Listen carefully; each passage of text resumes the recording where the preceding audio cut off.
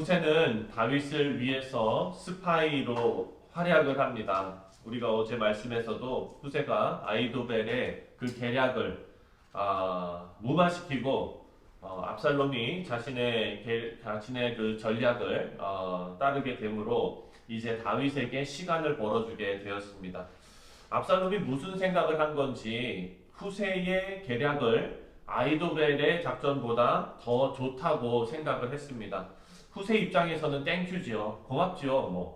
그런데 그 계략이 아이도벨의 계략이 너무나 무서울 정도였습니다. 그래서 16절에 보면은 후세가 압살롬 앞에서는 표정 관리를 했지만 깜짝 놀라서 다윗에게 이 사실을 알리려고 합니다. 그래서 16절에 보면은요, 이제 너희는 빨리 사람을 보내 다윗에게 전하기를 오늘 밤에 광야 나루터에서 자지 말고 아무쪼록 건너가줘서 하라. 혹시 왕과 그를 따르는 모든 백성이 몰사할까 하노라. 다윗에게 이 사실을 알리려면 연락책이 필요합니다. 그런데 우리가 지난주에 묵상한 대로 사독의 아들과 아비아달의 아들이 바로 그 연락책입니다. 사독과 아비아달은 그 제사장들 아닙니까? 다윗이 이제 떠나는 것을 보고 벗게 메고 와가지고 우리가 왕과 함께 하겠습니다 했던 제사장들이에요. 이들의 아들들이 지금 다윗과 예루살렘을 오가면서 이제 소식을 전하고 있는 겁니다. 그래서 다윗에게로 가야 되는데 압살롬의 군사들에게 발각이 되고 맙니다. 이거 완전히 무슨 한편의 첩보 드라마를 우리가 쭉 보는 것 같은 그런 느낌이에요. 긴박한 상황입니다. 이것을 다윗에게 알리지 못하면 어떻게 될지 모르는 그런 상황이잖아요. 그런데 18절부터 20절을 보면은 이들이 이제 바울임이라는 마을에 숨어 들어가지고 한 여인의 도움을 받아서 겨우 도망쳐서 다윗에게 달려가서 이 소식을 전하게 됩니다. 그래서 다윗은요, 이 첩보를 듣고 그날 밤 지체하지 않고 요단강을 건널 수 있었습니다. 그래서 모든 사람이 한 사람도 남기지 않고 다 강을 건넜더라라고 기록하고 있습니다. 자, 그렇다면 자기의 작전이 받아들여지지 않고 실패한 이 아이도벨에 대한 말씀이 23절에 나오는데 한번 읽어보겠습니다. 23절입니다. 시작. 아이도벨이 자기 계략이 시행되지 못함을 보고 나귀의 안장을 지우고 일어나 고향으로 돌아가 자기 집에 이르러 집을 정리하고 스스로 목매어 죽음에 그의 조상의 묘에 장사되니라. 사랑하는 성도님들, 아이도벨은 뛰어난 똑똑한 사람들 아닙니까? 그런데 허무하게 스스로 목숨을 끊었습니다. 이 아이도벨이 스스로 목숨을 끊은 이유가 무엇일까 우리가 한번 생각해 보면 자기 뜻대로 되지 않았기 때문에 스스로 목숨을 끊은 것입니다.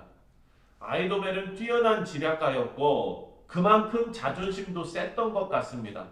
자신이 완벽에 가까운 그런 계략을 세워서 압살롬에게 가져갔는데 그게 받아들여지지 않고 후세의 말을 들으니까 아이도벨은 아마 여러 가지 생각이 들었을 것입니다.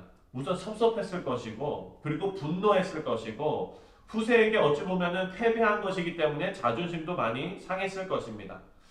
그리고 또 중요한 것은 이 똑똑한 아이도벨이 자신의 계획을 무시한 압살롬을 바라보면서 이제 저 사람에게 더 이상 희망을 걸 수 없겠다라고 판단했을 수도 있습니다. 그래서 아이도벨은요 허무하게 죽음을 맞았어요. 여기에서 하나님의 사람과 그리고 하나님을 자기 주인으로 모시지 않는 사람의 차이가 여기에 드러나는 것 같습니다.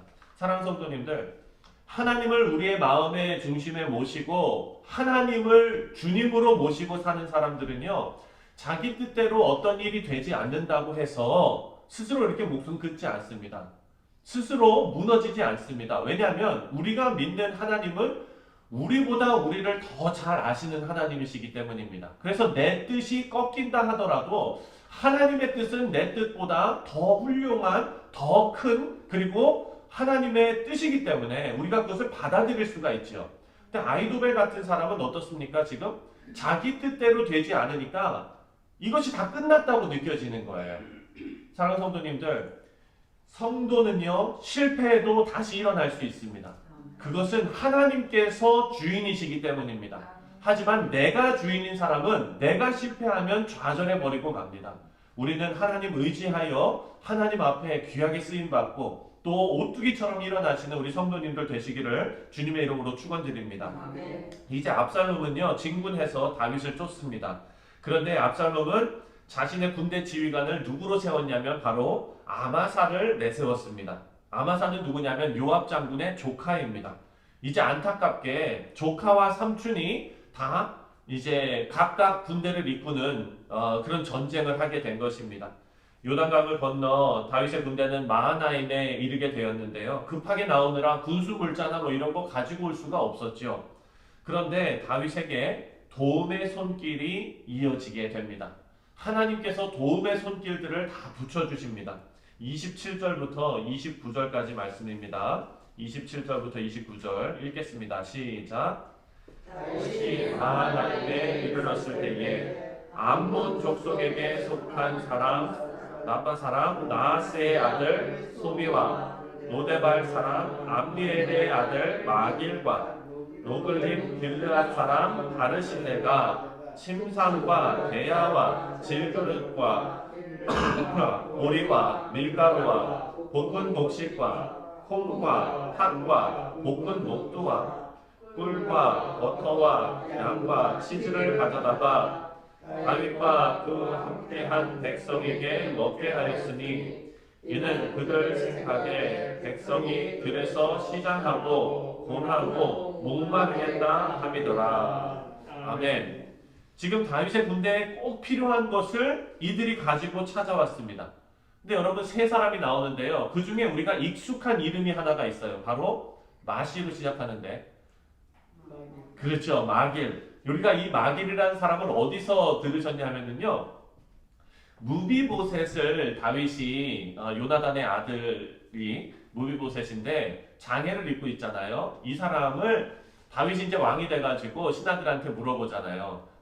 사울의 집에 남은 자가 없느냐 했을 때 신라가 무비보셋이라는 사람이 있는데 그 사람이 누구의 집에 있다 그랬냐면은 마길의 집에 있다고 한 거예요.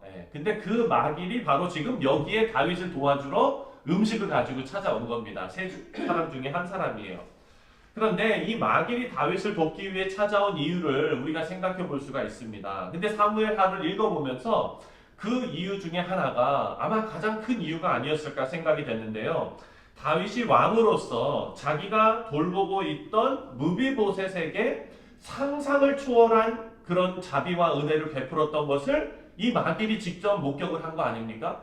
자기가 정말 어찌 보면은 불쌍해서 걷어주고 있던 사람이었어요. 장애를 입고 있는 사람이에요. 그런데 한 나라의 왕이 장애를 입고 있던 사람은 성전 안에도 못 들어가는 그런 취급을 받고 있었던 그런 시대에 왕의 식탁에 초대해서 같이 먹고 왕과 함께 지내고 그런 은혜와 자비를 베푸는 것을 이 사람이 목격을 한 거죠. 그러니까 물론 다윗 왕은 정통성을 가지고 있습니다. 그래서 압살롬은 쿠데타 때문에 정통성이 없지만 마길은 정도를 이렇게 걸어간 측면도 없지 않아 있어요. 하지만 다윗이 왕으로서 자비를 베푼 것에 감동해서 이렇게 먹을 것을 가지고 다윗을 도우러 이렇게 온 것일 수도 있습니다. 사랑하는 성도님들, 누군가 이렇게 얘기했습니다. 사랑은요 이자가 붙는데요. 사랑은 이자가 붙는데요. 근데 그 이자가 저는 복리로 붙을 것 같아요. 우리 사랑하는 성도님들, 우리가 성령의 감동으로 선을 베풀고 사랑을 나눌 때 그것은 거기서 끝나지 않는다는 겁니다. 반드시 사랑은 씨앗을 심고 그리고 열매를 맺게 됩니다. 예수님께서 이 땅에 오셔서 사랑의 씨앗을 심으셨습니다. 그리고 저와 여러분이 그 사랑의 열매입니다. 그 사랑의 씨앗이 우리 성도들의 삶을 변화시켰고 우리도 하나님의 사랑을 증거하며 삶으로 선을 베푸는 사람이 된 것과 마찬가지이죠. 다윗의 선행은 다시 다윗으로 돌아왔습니다. 우리 사랑하는 성도님들, 이런 하나님의 사랑의 법칙을 오늘 우리가 실천하셔서 우리 성도들이 가는 곳곳마다 하나님의 은혜가 넘치고 또 긍휼과 자비가 넘치고 우리 성도들이 사랑으로 밭을 갈고 사랑을 심는 곳에 더 큰 사랑이 주렁주렁 자라시기를, 열매 맺으시기를 주님의 이름으로 축원드립니다.